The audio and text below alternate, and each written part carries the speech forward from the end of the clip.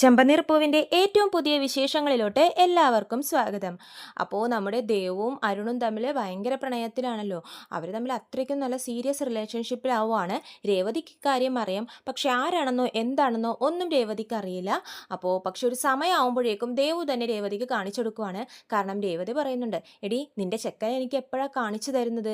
ഇത്രയൊക്കെ നിങ്ങൾ സീരിയസ് പ്രണയമായിട്ടും ഞങ്ങൾക്കൊന്ന് പരിചയപ്പെടുത്തി താന്നൊക്കെ പറയുമ്പോഴേക്കും ദേവ് പറയുന്നുണ്ട്, ചേച്ചി അമ്മ ഒരു ദിവസം ഇല്ലാത്ത സമയത്ത് ഞാൻ അരുണിനോട് അമ്പലത്തിലോട്ട് വരാൻ പറയാം, അപ്പോൾ ചേച്ചിയും വരണം എന്നൊക്കെ പറയുവാണ്.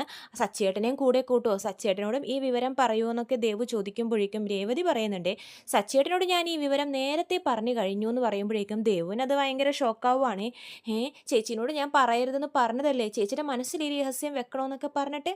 അപ്പോൾ രേവതി പറയുന്നുണ്ട്, സച്ചിയേട്ടൻ അറിയാത്ത ഒരു രഹസ്യവും എനിക്കില്ല മോളെ. സച്ചിയേട്ടൻ ഇത് ആദ്യം കേട്ടപ്പോൾ ഷോക്കായിരുന്നു, പക്ഷെ ഇപ്പോൾ കുഴപ്പമില്ല, സച്ചിയേട്ടനെ ഞാൻ കാര്യങ്ങളൊക്കെ പറഞ്ഞ് മനസ്സിലാക്കിയിട്ടുണ്ട്, നീ വിളിക്കേ, ഞങ്ങൾ രണ്ടുപേരും കൂടി അമ്പലത്തിലോട്ട് വരാം എന്നൊക്കെ പറയുവാണ്. അങ്ങനെ ഒരു ദിവസം രേവതിയുടെ അമ്മ നാളത്തെ പൂവിൻ്റെ കാര്യങ്ങളൊക്കെ നീ നോക്കണം എന്ന് പറഞ്ഞിട്ട് ദേവുവിനെ ഏൽപ്പിക്കുവാണ്. ദേവുവിന് അത് ഭയങ്കര സന്തോഷമാവും. ദേവു അവസരം മുതലാക്കും. അരുണിനോട് ഈ വിവരം വിളിച്ചു പറയുന്നുണ്ട്, അരുണെ കുറേ നാളായില്ലേ നീ എൻ്റെ ചേച്ചിയെ കാണണം എന്നൊക്കെ പറയുന്നത്, നാളെ അമ്പലത്തിലോട്ട് വാ, അമ്മ ഉണ്ടാവില്ല, ഞാൻ നിനക്ക് അവരെ പരിചയപ്പെടുത്തി തരാം എന്നൊക്കെ പറയുവാണ്. അപ്പോൾ അരുണിന് ഭയങ്കര സന്തോഷമാവും. ഈ വിവരം അതേപോലെ തന്നെ ദേവു രേവതിയെയും വിളിച്ചു പറയുന്നുണ്ട്, ചേച്ചി നാളെ അമ്മ ഉണ്ടാവില്ല, അപ്പോൾ ചേച്ചിയും സച്ചിയേട്ടനും കൂടി രാവിലെ അമ്പലത്തിലോട്ട് വരണം, അരുണിനോടും വരാൻ പറഞ്ഞിട്ടുണ്ട്, അവിടെ വെച്ച് നിങ്ങൾക്ക് പരസ്പരം പരിചയപ്പെടുത്തി തരാം എന്നൊക്കെ പറയുവാണ്. രേവതി ഈ വിവരം സച്ചിനോട് പറയുമ്പോഴേക്കും സച്ചിക്കും ഭയങ്കര സന്തോഷമാവാണ്. കാരണം ദേവുവിൻ്റെ വിവാഹം സച്ചിയുടെ സ്വപ്നമാണല്ലോ. അപ്പോൾ ദേവുവിൻ്റെ ചെക്കനെ കാണാൻ പോകുന്ന ത്രില്ലിലാണ് സച്ചി. അങ്ങനെ പിറ്റേ ദിവസം രാവിലെ ആകുമ്പോഴേക്കും സച്ചിൻ രേവതിയും നേരത്തെ തന്നെ റെഡിയാവുന്നുണ്ട്. റെഡിയായിട്ട് രാവിലെ തന്നെ അമ്പലത്തിലോട്ട് ഇറങ്ങുവാണ്. അരുണാണെങ്കിലും പ്രതീക്ഷിച്ചതിലും നേരത്തെ നല്ല അടിപൊളിയായിട്ട് റെഡിയായിട്ട് അമ്പലത്തിലോട്ട് എത്തിയിട്ടുണ്ട്. ദേവു നല്ല സാരിയെ കൊടുത്തിട്ടാണ് അമ്പലത്തിലോട്ട് വരുന്നത്. അപ്പോൾ ആദ്യം എത്തുന്നത് അരുണാണ്. അരുണിനെ കാണുന്നതും ദേവു ഭയങ്കരമായിട്ട് നെട്ടിപ്പോവാണ്. കാരണം ഒരു സ്ട്രിക്റ്റ് ആയിട്ടുള്ള പോലീസുകാരൻ നല്ല അടിപൊളി ലുക്കിൽ വന്നിരിക്കുവാണ്. ദേവു ചോദിക്കുന്നുണ്ട്, ഇന്നെന്താ ഇങ്ങനത്തെ വേഷമൊക്കെ എന്നൊക്കെ ചോദിക്കുമ്പോഴേക്കും അരുൺ പറയുന്നുണ്ട്, പിന്നെ നിന്റെ വീട്ടുകാർക്ക് എന്നെ ഇഷ്ടപ്പെടണ്ടേ, ഇഷ്ടമാവോ അവർക്ക് എന്നെ കാണുമ്പോഴെന്ന് പറയുമ്പോഴേക്കും ദേവു പറയുന്നുണ്ട്, അരുണേട്ടനെ എല്ലാവർക്കും ഇഷ്ടാവും എന്നൊക്കെ പറയുന്നുണ്ട്. ദേവു നല്ല സാരിയെ കൊടുത്തിരിക്കുന്നത് കാണുമ്പോൾ അരുൺ ചോദിക്കുന്നുണ്ട്, നീയും അടിപൊളിയായിട്ടുണ്ടല്ലോ എന്ന് പറയുമ്പോഴേക്കും ദേവു പറയുന്നുണ്ട്, പിന്നെ നമ്മുടെ കല്യാണക്കാര്യം ആദ്യമായിട്ട് സംസാരിക്കാൻ പോവല്ലേ, അതും അമ്പലത്തിൽ വെച്ചിട്ട്, അപ്പോൾ സാരി ഉടുക്കാം നോർത്തു എന്ന് പറഞ്ഞിട്ട് അവർ രണ്ടുപേരും നല്ല ഹാപ്പി ആയിട്ട് ഇങ്ങനെ കാര്യങ്ങളൊക്കെ സംസാരിച്ചുകൊണ്ടിരിക്കുവാണ്. സച്ചിൻ രേവതിയാണെങ്കിൽ അരുണിനെ ആദ്യമായിട്ട് കാണാൻ പോകുമ്പോൾ എന്തെങ്കിലും കൊണ്ടുപോകണമല്ലോ, ആ ഒരു ഇതിലാണ്. അരുൺ എന്തൊക്കെയാണ് ഇഷ്ടം എന്നൊക്കെ ദേവുവിനോട് വിളിച്ച് ചോദിക്കുന്നുണ്ട്. ദേവു പറയുന്നുണ്ട്, ഒന്നും വേണ്ട സച്ചിയേട്ടാ, നിങ്ങൾ വന്നാൽ മാത്രം മതി എന്ന് പറയുമ്പോഴേക്കും നമ്മുടെ സച്ചി പറയുന്നുണ്ട്, അതൊന്നും ശരിയാവില്ല, നീ അവന് ഇഷ്ടപ്പെട്ട ഫ്രൂട്ട്സും അതുപോലെ തന്നെ മധുരങ്ങളും എന്തൊക്കെയാണെന്ന് വെച്ചാൽ പറ, ഞങ്ങൾ അതൊക്കെ മേടിച്ചുകൊണ്ടും വരാമെന്ന് പറയുവാണ്. അരുണും ഇതൊക്കെ കേൾക്കുമ്പോൾ ഭയങ്കര സന്തോഷമാവാണ്. കാരണം അവർ തനിക്ക് അത്രയും സ്ഥാനം തരുന്നുണ്ടെന്ന് അരുൺ മനസ്സിലാക്കുവാണേ. അപ്പോഴേക്കും എന്നിട്ട് സച്ചി അരുണിന് ഇഷ്ടപ്പെട്ട എല്ലാ ഫ്രൂട്ട്സും സ്വീറ്റ്സും ഒക്കെ മേടിച്ചിട്ട് ഭയങ്കര സന്തോഷത്തിൽ പോവാണ്. സച്ചിക്ക് ടെൻഷനും ഉണ്ട്. സച്ചി രേവതിനോട് ചോദിക്കുന്നുണ്ട്, രേവതി ദേവു കെട്ടാൻ പോകുന്ന പയ്യന് നമ്മളെ ഇഷ്ടമാവോ, നമ്മളെയല്ല എന്നെ ഇഷ്ടമാവോ എന്ന് ചോദിക്കുമ്പോഴേക്കും രേവതി പറയുന്നുണ്ട്, അതെന്താ സച്ചിയേട്ടാ അങ്ങനെ ചോദിച്ചത്? അല്ല, എനിക്ക് പഠിപ്പോ വിദ്യാഭ്യാസമോ ഒന്നുമില്ലല്ലോ രേവതി, ഞാനൊരു സാധാരണ കാർ ഡ്രൈവർ അല്ലേ, അതുകൊണ്ടാണ് എനിക്കൊരു പേടിയെന്ന് പറയുമ്പോഴേക്കും രേവതി പറയുന്നുണ്ട്, സച്ചേട്ടൻ എന്തിനാ ഇങ്ങനെയൊക്കെ വിചാരിക്കുന്നത്? പഠിപ്പും വിദ്യാഭ്യാസവും ഒക്കെ നോക്കിയിട്ടാണോ ഒരാളെ ഇഷ്ടപ്പെടുന്നത്? സച്ചേട്ടനെ എല്ലാവർക്കും ഇഷ്ടപ്പെടും. സച്ചേട്ടൻ്റെ നല്ല സ്വഭാവമാണ്, സച്ചേട്ടൻ്റെ നല്ല മനസ്സാണ്. ആ മനസ്സ് ആരെങ്കിലും ഇഷ്ടപ്പെടാതിരിക്കുമോ? സച്ചേട്ടൻ ഇങ്ങനെ നെഗറ്റീവ് ചിന്തകളൊന്നും വിചാരിക്കല്ലേ, കാർ ഡ്രൈവർ മോശം പണിയൊന്നുമല്ലല്ലോ, അതും നല്ല പണി തന്നെയാണെന്നൊക്കെ പറഞ്ഞ് രേവതി ആശ്വസിപ്പിക്കുന്നുണ്ട് സച്ചിനെ. അപ്പോൾ സച്ചിക്ക് സമാധാനമാവേ. അങ്ങനെ രണ്ടുപേരും സന്തോഷത്തിൽ അമ്പലത്തിലോട്ട് പോവാണ്.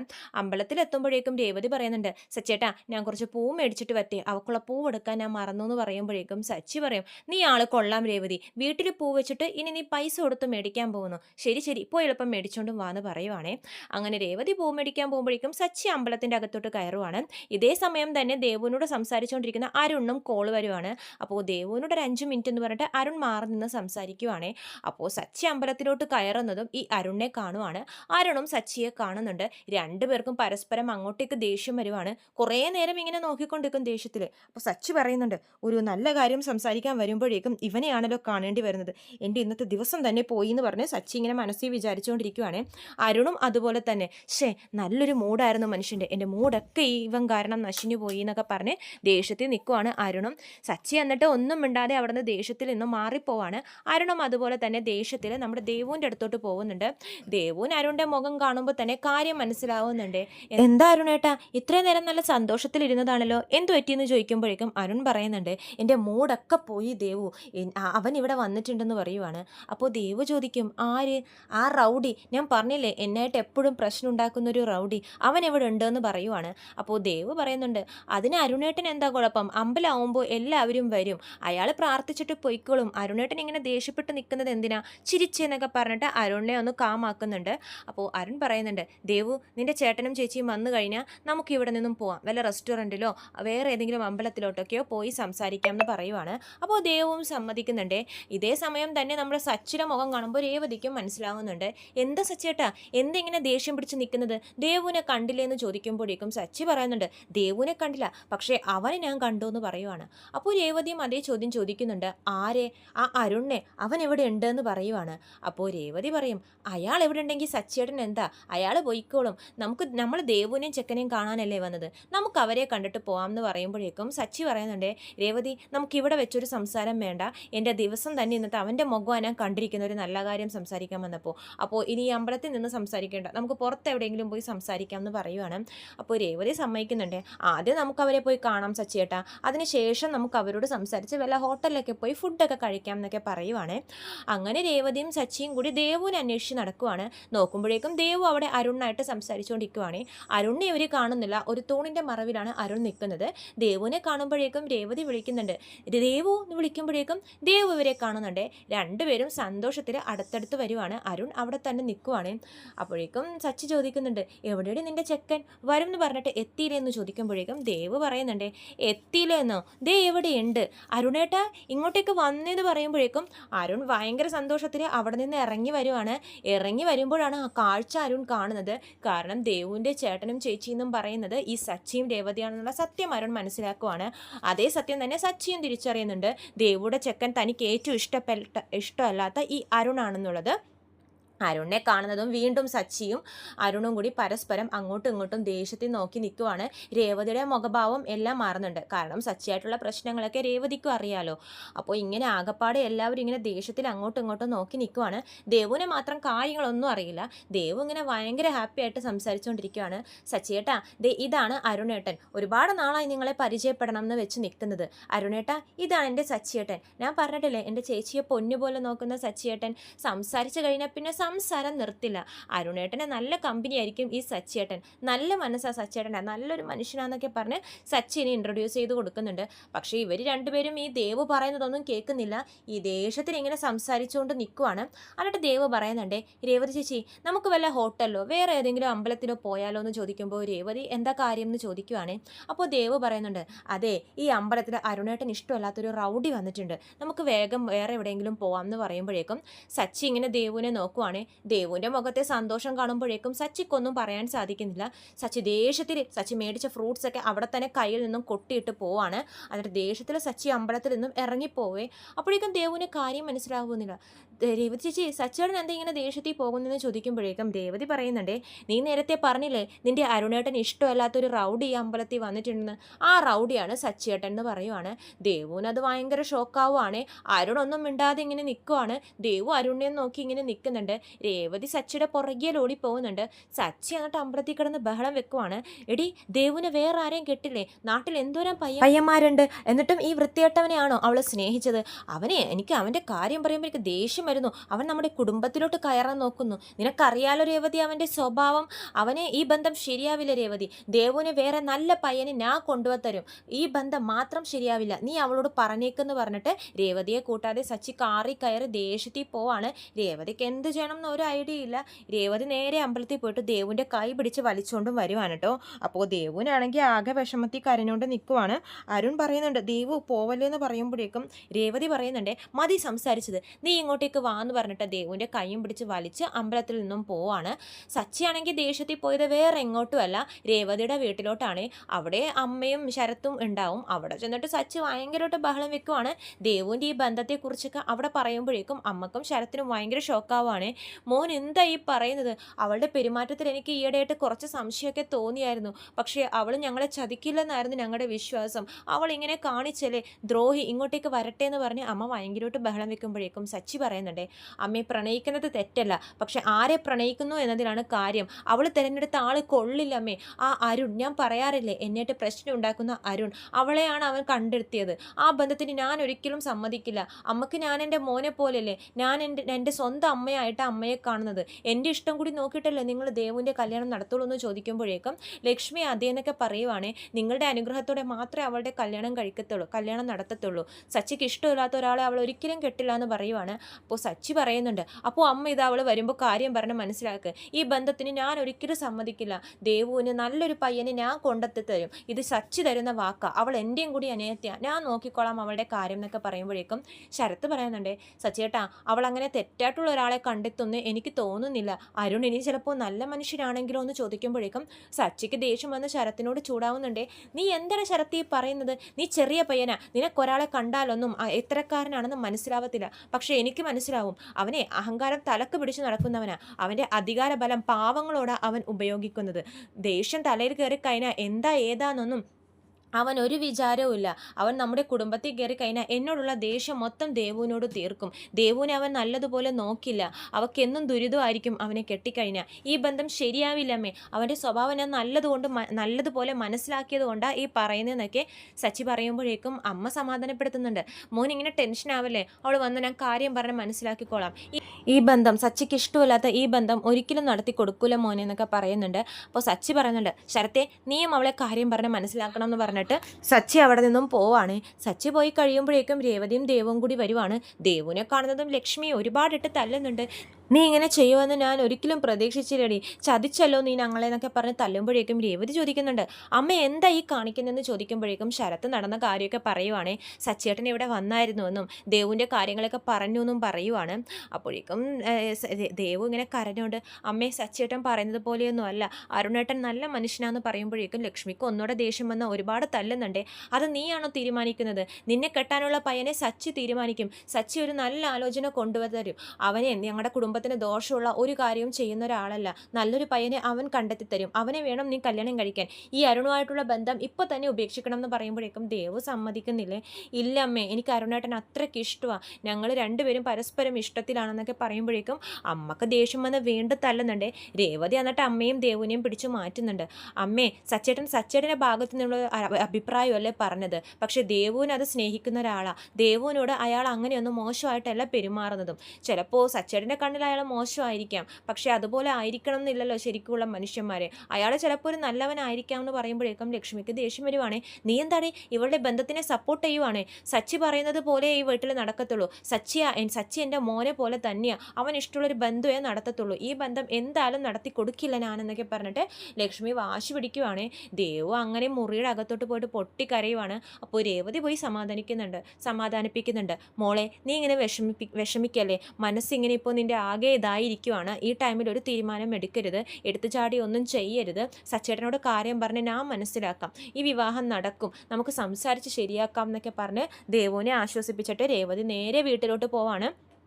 വീട്ടിലോട്ട് പോയിട്ട് സച്ചിനോട് കാര്യം പറയുമ്പോഴേക്കും അവർ തമ്മിൽ വഴക്കാവുകയാണ്. നീ കൂടുതലൊന്നും പറയേണ്ട രേവതി, അവനായിട്ടുള്ള ബന്ധം ഞാൻ ഒരിക്കലും സമ്മതിക്കില്ല, അവനെ കണ്ണെടുത്ത് എനിക്ക് കണ്ണൂടാന്നൊക്കെ പറഞ്ഞിട്ട് രണ്ടുപേരും വഴക്കടിക്കുന്നുണ്ട്. രേവതി ദേവുവിനെ സപ്പോർട്ട് ചെയ്ത് സംസാരിക്കുമ്പോഴേക്കും സച്ചിക്ക് രേവതിനോടും ദേഷ്യം വരുവാണ്.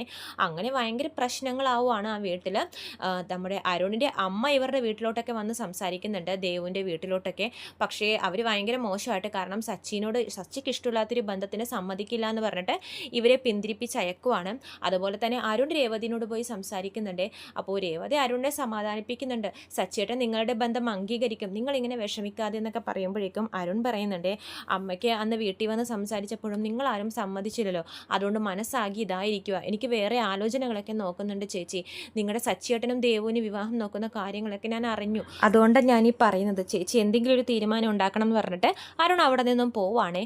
അപ്പോഴേക്കും സച്ചിയാണെങ്കിലോ ഒരുപാട് പയ്യന്മാരുടെ ഫോട്ടോ, നല്ല നല്ല ആലോചനകളൊക്കെ ദേവുവിന് വേണ്ടി കൊണ്ടുവന്ന് വീട്ടിലൊക്കെ കാണിക്കുന്നുണ്ട്. പക്ഷേ ദേവു എന്തൊക്കെ പറഞ്ഞാലും അരുണിനെ കെട്ടുള്ളൂ എന്നുള്ള ഒറ്റ വാശിയിൽ തന്നെ നിൽക്കുവാണ്.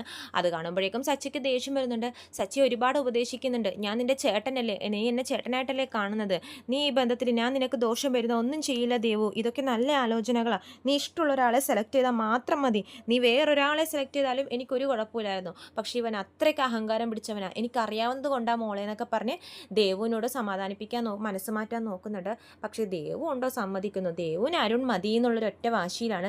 സച്ചിയാണെങ്കിലോ അതൊന്നും മൈൻഡ് ചെയ്യാതെ തന്നെ നല്ല നല്ല ആലോചനകൾ വീണ്ടും വീണ്ടും കൊണ്ടുവരുവാണ്. ലാസ്റ്റ് ദേവും അരുണും കൂടി അക്കടുത്ത് തീരുമാനം എടുക്കുവാണ്.